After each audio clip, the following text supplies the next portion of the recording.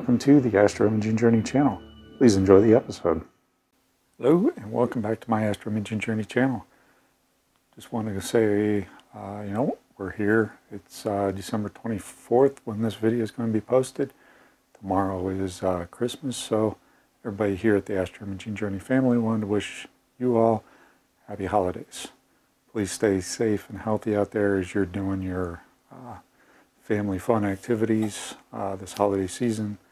And yeah, I know we're going to be doing our own stuff, and we're going to be doing our part so that we can stay safe and healthy. So that I just wanted to do a little quick update.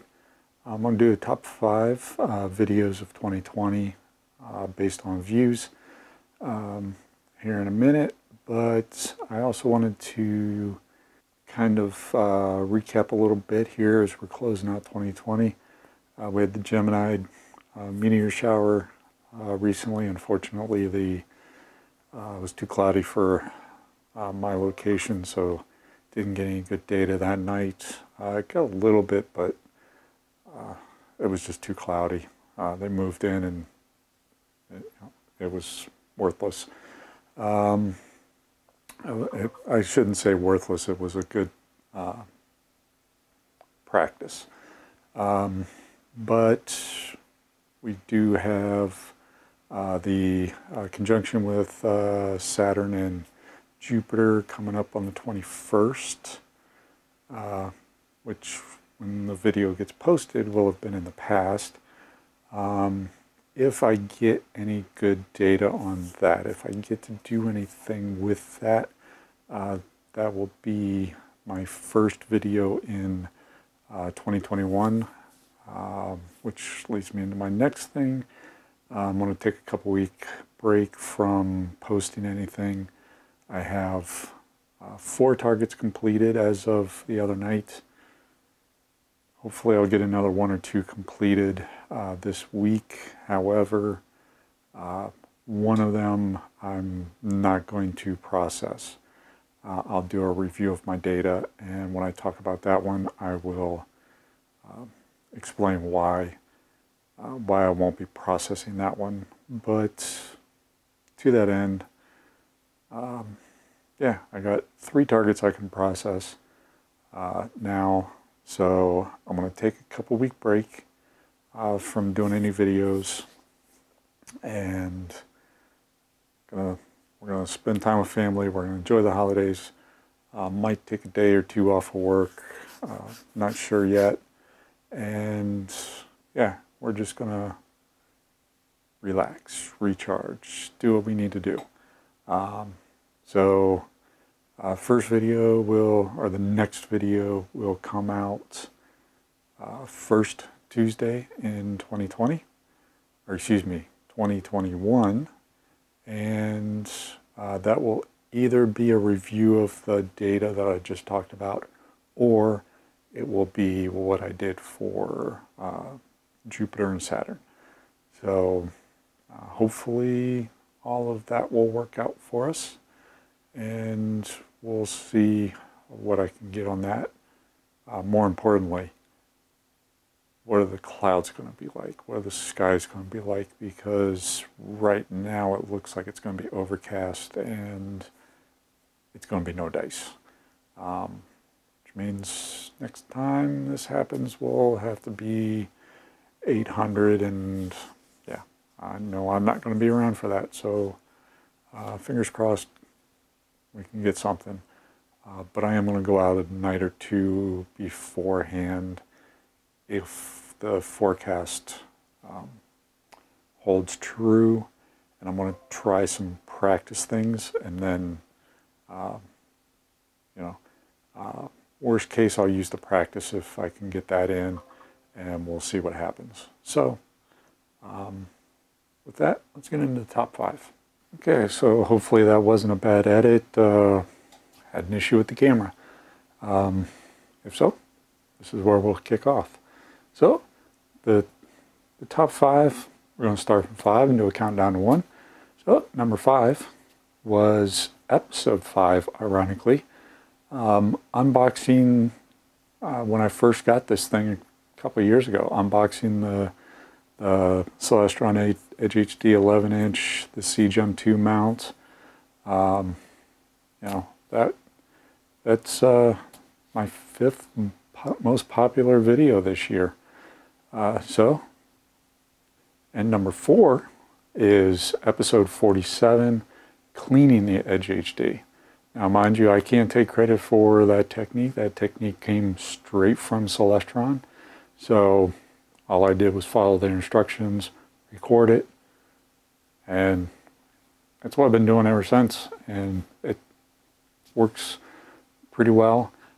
I did notice a little bit of dust getting inside. The last time I looked at it, it's not too bad at this point.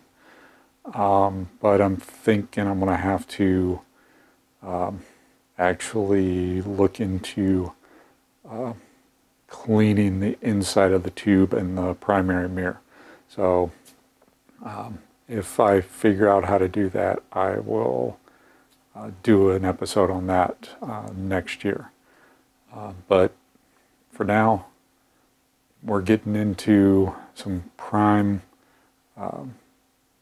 viewing. You know, nights are longer. Seeing hasn't been too terribly bad lately, but you know, the clouds, it's just been so stinking cloudy.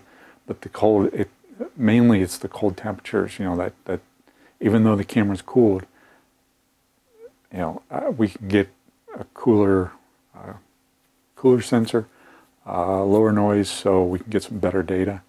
We're going to be coming into Galaxy season, Boats Galaxy, you know, M81, M82, they're already up in the early evening, so, you know, trying to rock and roll through those. And then if I notice the dust get a little bit worse in the OTA, then I'll work on that. But I think for now, I haven't noticed any detrimental effects in my data, so we'll leave it there. Okay, number 3 is episode 8, and that was the unboxing, installation, and first use of the QHY PoleMaster. Seeing a theme here. Cleaning, unboxing, you know, it's, I guess that's what you guys want to see. So, you know, fortunately, won't be having any unboxings here anytime soon, but, you know, it is what it is. So, yeah, that's number 3, QHY PoleMaster. That thing is I love that thing.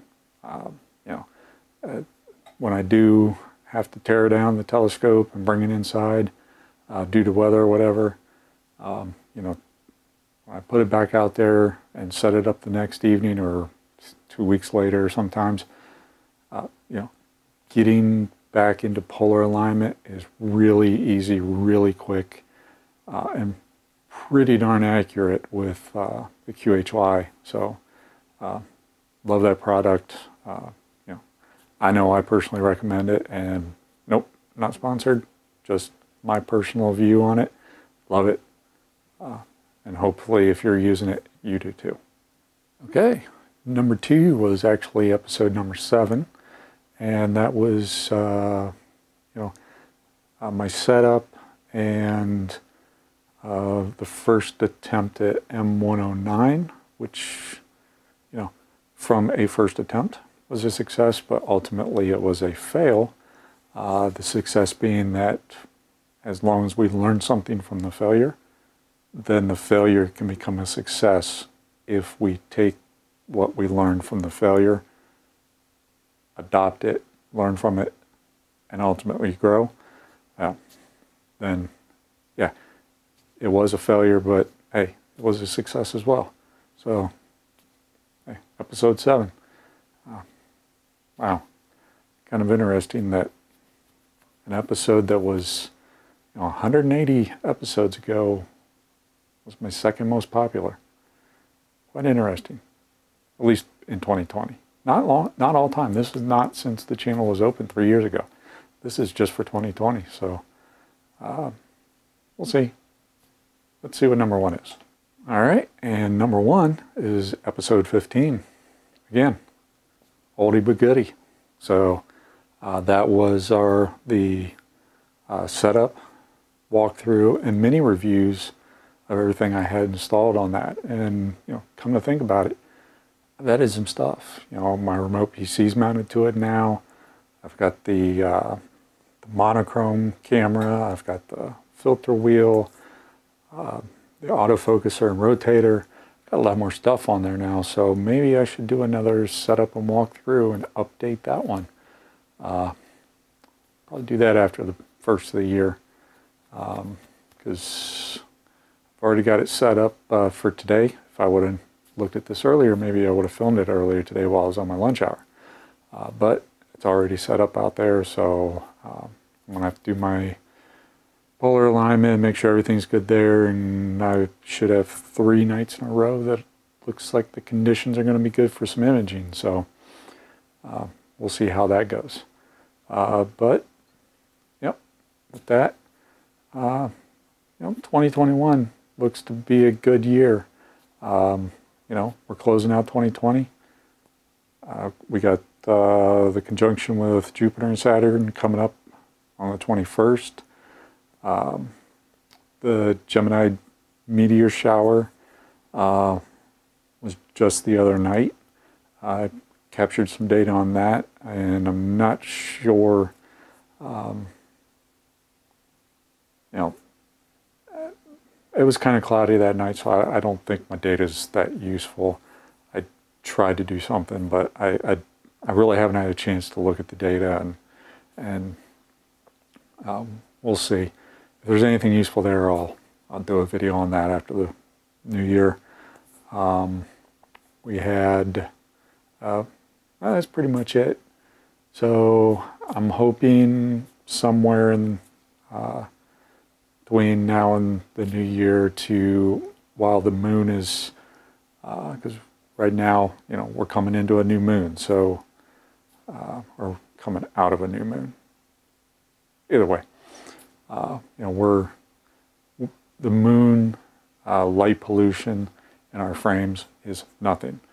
Moon setting late into the morning, rising it's rising late in the early morning and setting late in the early evening. So, does that even make sense? It's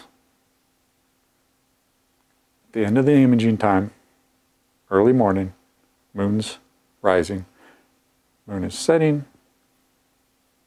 in the evening before the imaging time. Therefore, moon is not playing a factor right now in my imaging decisions, but more importantly, it's not going to create any light pollution in my data. So I can use my luminance filter.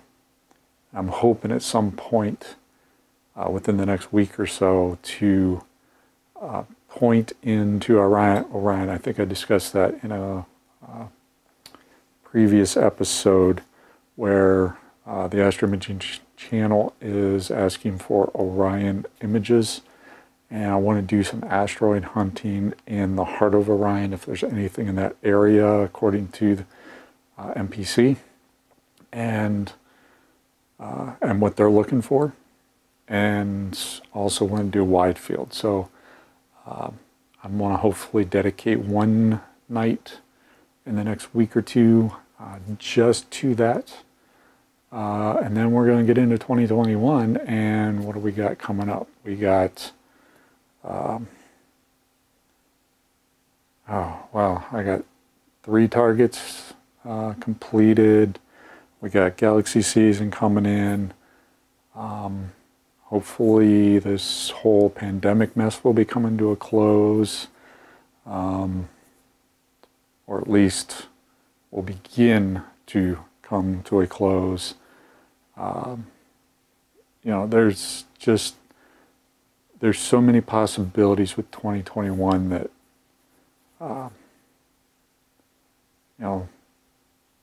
hopefully we'll close out 2020, and then we'll get into 2021, and hopefully a lot more things will be coming down the pipe.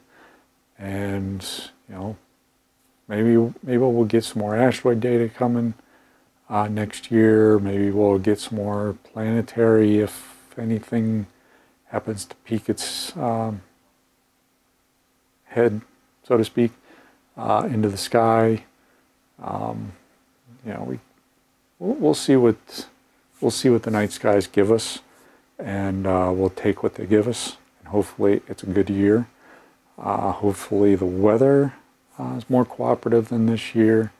But at least for me personally, getting my imaging sessions locked in and getting good data. The only thing really that I've had to throw away is when I have satellite trails or airplane trails anymore. So, you know, tracking is no longer an issue for the most part. You know, I'm choosing the right nights to image where clouds aren't really a factor, and my choice of filters for any given night based on moon position, moon phase has gotten a lot better. So I'm not wasting time accidentally or even purposefully. When I first started, you know, shooting RGB and L, and the moon, even though it's 50%, is right next to the target, and it ends up washing out the frames. And then you lose 2 hours worth of data, 2 hours worth of time that you could have been pointing at another side of the sky that, you know, we could have captured good data on. So lessons were learned, and you know, the imaging session times are more efficient. The data collection has been more efficient, and hopefully next year I'll have my LRGB processing and narrowband processing locked in, and we'll have some excellent results. So, you know, I'm hoping for a good 2021. So with that, I'm going to close out this video. Happy holidays again. Please stay safe and healthy out there. Please stick around for the outro. As always, clear skies and have a good one. And what's the word I'm looking for?